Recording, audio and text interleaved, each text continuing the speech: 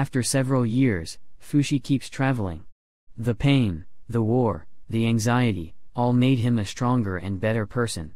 So much so that he can't give up. In the city, a man follows a young boy to bury his father. They leave a flower by the grave, and he pets the boy. They leave, and as they turn their backs to the grave, the dead person stands up as an undead.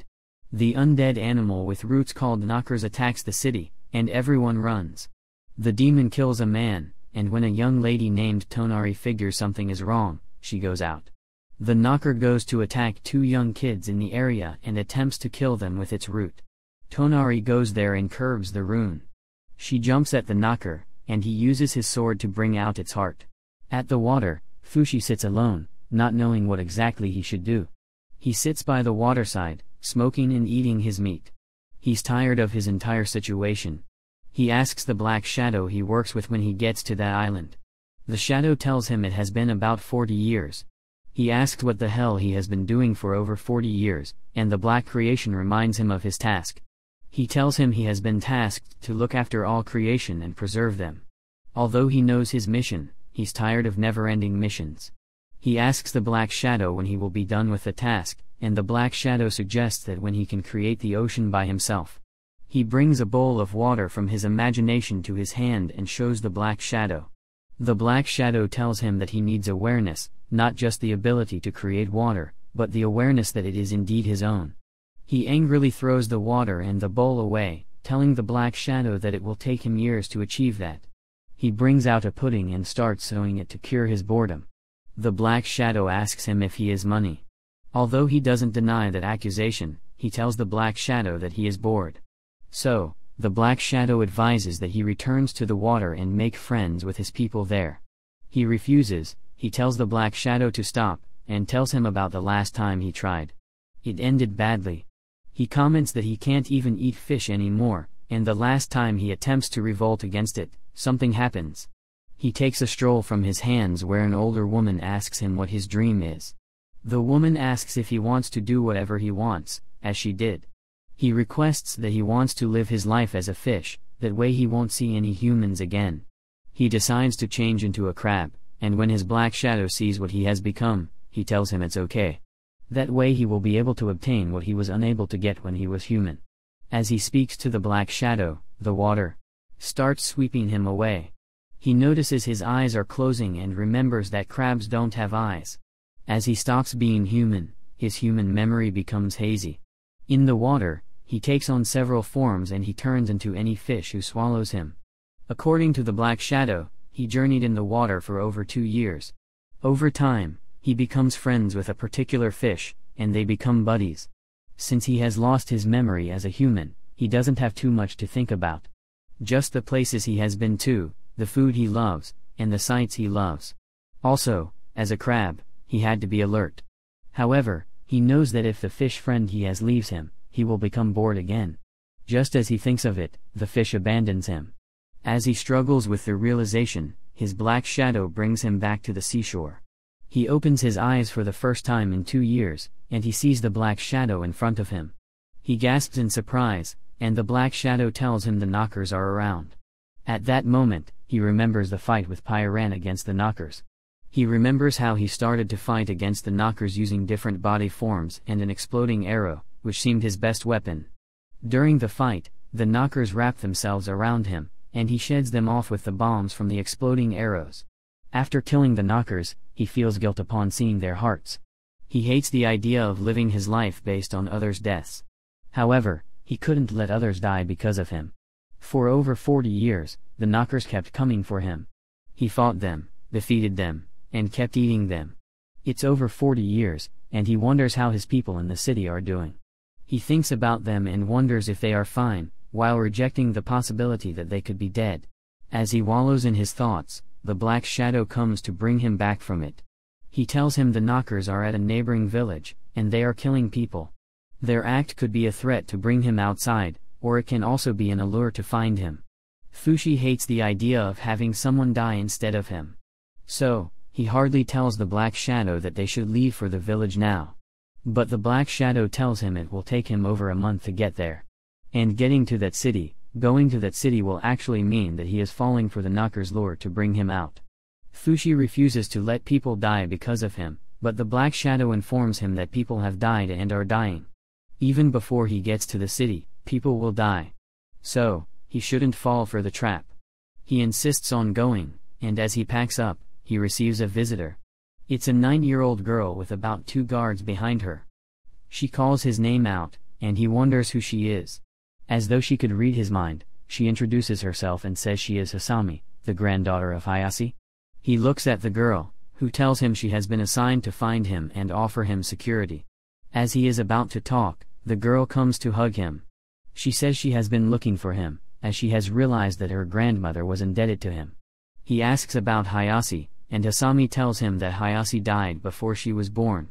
Fushi laughs in joy, contrary to what Hasami has read about him, that he loves human life. Hasami says, according to her grandmother's biography, Fushi loves human life, so why is he laughing at her grandfather's death? He asks her if she read in the biography that Hayase killed 2 of his close friends. In defense, she says the death was necessary.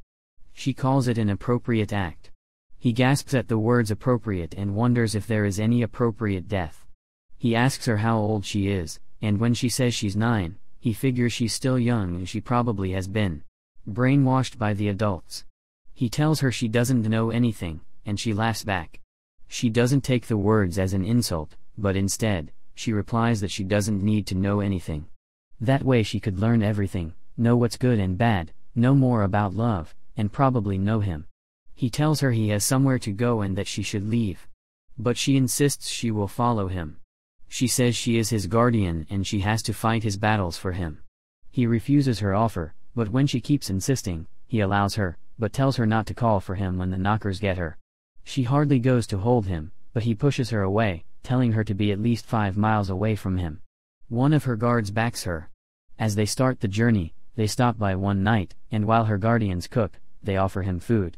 He refuses to take it and tells Hasami that he has his food. He shows her the knocker's meat he is eating, and she screams in disgust, asking him to eat real food. He walks away from her. Over time, she keeps offering to help him out with minor things like scrubbing his back, washing his hair, and a lot more. He refuses all her offers as he is still scared of her. One night, he is already nearer to the village the knockers are in, and he concludes that if he goes to attack the knockers immediately, they will come out in mass. When he decides to use Hasami and her crew to lure them out, he agrees that although Hasami is Hayase's granddaughter, Hasami doesn't seem like a threat. He brings out his clothes and sleeps. While he sleeps, Hasami comes to sleep beside him. As she attempts to touch him, her hands bring out the roots of knockers and start swelling and stretching. This wakes Fushi up, and he figures she's a knocker. The Black Shadow comes to him and tells him Hasami is one of the knockers' plans against him. He decides he will kill her immediately, bringing out his sword. He tells her he has to cut the hands off, but she begs him otherwise. She says the knocker was inherited by her mother from her grandmother Hayase, and she also got it from her mother. She tells Fushi that she can control it, and it only gets anxious. She uses her hands to calm the knocker down. Then she confesses that she is Hayase's reincarnation. She tells Fushi that before her grandmother died, she told her mother that she would return as her daughter, so she is Hayase's reincarnation. She apologizes for her act and goes to sleep. Fushi continues his journey with the Black Shadow, who tells him he will always keep confronting it if he doesn't kill her. He tells her about Phi. Phi is the will that carries on from vessel to vessel. When a carrier dies, like a vessel, he will pass on. But for Hayase, her strong Phi refuses to pass on, so it finds another vessel. The Black Shadow figures something is wrong with Fushi when he asks him what he thinks, and Fushi says he feels bad because it wasn't Hasami who killed his friends. Yet he doesn't like her, and he feels uncomfortable around her. He claims it's unfair for a person to have that much hate for a 9-year-old girl. The Black Shadow tells him it's normal and it's just a defense mechanism humans build whenever they have been in trouble a lot. He tells Fushi that if he wants to get closer to Hasami, he has to do it step by step and get to know her first. So the next morning, Hasami looks for him around and eventually finds him by the sea. She has been concerned about him, so she commands him not to run off again. She meets him, and he tells her he has been trying to prepare the boat so that they will get to the city early. He asks her to enter the boat, and she does so happily. He pushes her boat, and they talk in the boat. Hasami picks fish for them to eat. He rejects the food and advises her to find a doctor to remove the knocker from her hands. He says she is too young to have someone controlling her. They eventually get to the city controlled by the knockers. As Fushi looks down and wonders how he would fight the knockers without calling for more attention, Hasami comes to him. It's as though she could read his thoughts. She asks him if he would like her to go and search the city first and bring him feedback. That's exactly what he wants, so he allows her to go. While she is in the city, two doctors come to Fushi. They recognize him as the white-haired immortal, and they tell him they thought the knockers were always looking for him. He wonders how they know him, and they tell him that a young girl who calls herself the Guardian has been going all over the country spreading his news and getting new followers. The female doctor goes to his ears and tells him not to fall for Hasami's trap, as she wants to control him. Hasami arrives at about the same time, and she defends herself. She reports her outing to Fushi and tells him the people have asked them to spend the night in that city. The two doctors offer to stay with them, and they all enter the city. During dinner, the female doctor keeps arguing with Hasami about her motive for helping Fushi. After several arguments, the female doctor wins the argument by asking Hasami why she has no adult around her. Fushi intervenes and tells them he isn't interested in the conversation. However, he tells them that if they are doctors, they should help him remove the knocker on Hasami's hands. But she refuses. Hasami asks them if they would have a drink, and she asks her guards to prepare one. When she brings the drink, and they drink, the female doctor asks Fushi if he knows the silver bat. She says the silver bat is a poisonous drink rumored to kill anyone who drinks it. As a result, she gets several portions of the drink, and she keeps drinking it. After the first attempt, she felt like she wanted to die. For the second one, she felt the same. She does it repeatedly, and she no longer feels anything after drinking it. She says the reason for her acts is that she has been poisoned a lot, and she no longer fears poison. At this point, the male doctor and Fushi collapse, signifying that there is poison in the drink. She asks Hasami for another poison, maybe a stronger version, and Hasami gives her another cup. She figures out what poison it is, and she drinks it, knowing it's a risk. At this point, Hasami figures out who she is. She is Tonari, one of Fushi's former friends. Tonari brings out her legendary owl, and as Hasami sees the owl, it confirms her suspicion that she is Tonari of Jonanda. She asks Sonari what she's doing there and reminds her she has been banished to the island of Jonanda. But Tonari says she has unfinished business. She says she has met several guardians at Jonanda, but she doesn't care about them. But since Hasami is a supporter of the knocker, then Hasami is a threat to Fushi and herself, so she must cut off Hasami's hand. Hasami refuses.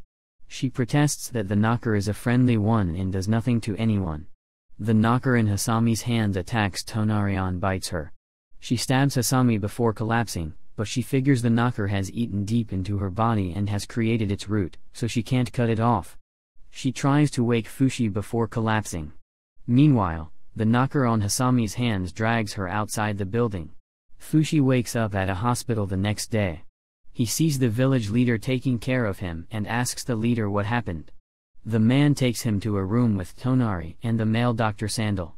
He asks them what went wrong, and Sandal explains that after they passed out the night before, the knocker in Hasami's hands attacked Tonari, and the knocker dragged Hasami away. He breaks down upon hearing that he has failed to protect Hasami. As he doesn't even know it's Tonari, he asks what he can do to help and sees Sandal giving Tonari alcohol. He asks why they are giving a sick person alcohol, and Sandal replies that Tonari will die, so he wants to purge out the knocker's blood so she won't turn into an undead knocker. Tonari tells Fushi that if he indeed wants to make her better, then he should stay with her and talk to her. She asks him where he has been, and he asks if he has been on a lonely island alone. When they ask him why, he says it's because he has realized that when he mixes with people, he misses them after they die, and it hurts more knowing that he can't protect the people he meets. She tells him he doesn't need to isolate himself and that he will eventually find people who understand how friendship with him can be. As Tonari's dying wish, she asks him to tell her and change to the image of the people he has met with. He hesitates initially, but since it's a death wish, he complies. He changes to the image of the first person he met, whose name he doesn't know. Then he later meets a lady named March who loves and takes care of him. March was close to Peony, and Peony became his friend too, but Hayase killed them. Later, he met Gugu, then Boozer, then Rian. When he got to Jonanda, he met a strong man named Nando, who sacrificed his life to die for his brother.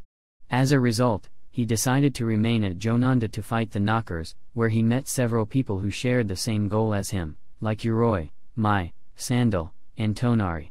However, when he is about to change to Sandal and Tonari's image, he finds out it's impossible, and they are alive. Tonari asks him what he thinks about the Tonari he knows, and he says good words about her. She tells him he should learn to celebrate people when they are alive, and she dies. He walks away with Sandal, who tells him he has to return to Jonanda and declare Tonari dead. He goes to the city and eats a new food. He refuses to stay in the city for more than 2 days so the Knockers won't attack. But despite that, they keep attacking. They attack various jurisdictions, and there is no way he can fight them alone. He hopes that if he could make friends, then they can fight together. But he couldn't make friends as he kept thinking about when they would die. In his journey, he meets several generations of guardian leaders, Hayase's lineage, and he confirms that Hasami didn't have his child. Every generation of Hasami tends to get attached to him, but whenever he changes to Tonari's form, they run away. The Guardians start taking over countries to help him fight against Knockers, and every city holds strong resistance to Knockers. He receives news from his Black Shadow that about 10 Knockers have emerged, and that same day he gets a visit from the generation of Guardian leaders. It turns out